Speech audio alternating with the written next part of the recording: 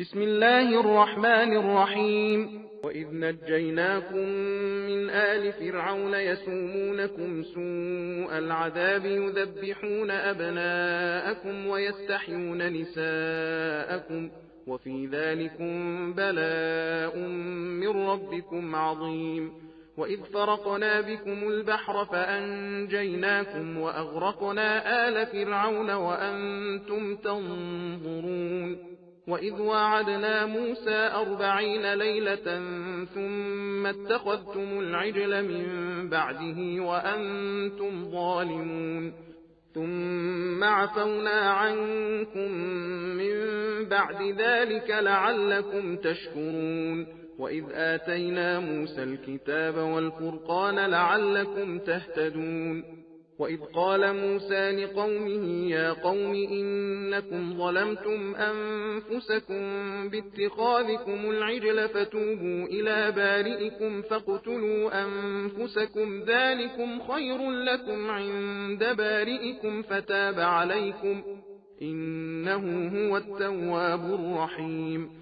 وإذ قلتم يا موسى لن نؤمن لك حتى نرى الله جهرة فأخذتكم الصاعقة وأنتم تنظرون. ثم بعثناكم من بعد موتكم لعلكم تشكرون. وظللنا عليكم الغمام وأنزلنا عليكم المن والسلوى كلوا من طيبات ما رزقناكم وما ظلمونا ولكن كانوا أنفسهم يظلمون. وإذ قلنا ادخلوا هذه القرية فكلوا منها حيث شئتم رغدا وادخلوا الباب سجدا وقولوا حطة نغفر لكم خطاياكم وسنزيد المحسنين. فبدل الذين ظلموا قولا غير الذي قيل لهم فأنزلنا على الذين ظلموا رجزا من السماء بما كانوا يفسقون.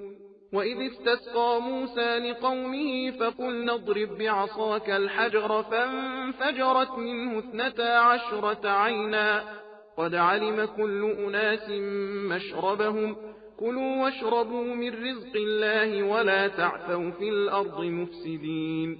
وإذ قلتم يا موسى لن نصبر على طعام واحد فادع لنا ربك يخرج لنا مما تنبت الأرض من بقلها وقثائها وفومها وعدسها وبصلها قال أتستبدلون الذي هو أدنى بالذي هو خير اهبطوا مصرا فإن لكم ما سألتم وضربت عليهم الذلة والمسكنة وباءوا بغضب من الله ذلك بأنهم كانوا يكفرون بآيات الله ويقتلون النبيين بغير الحق ذلك بما عصوا وكانوا يعتدون.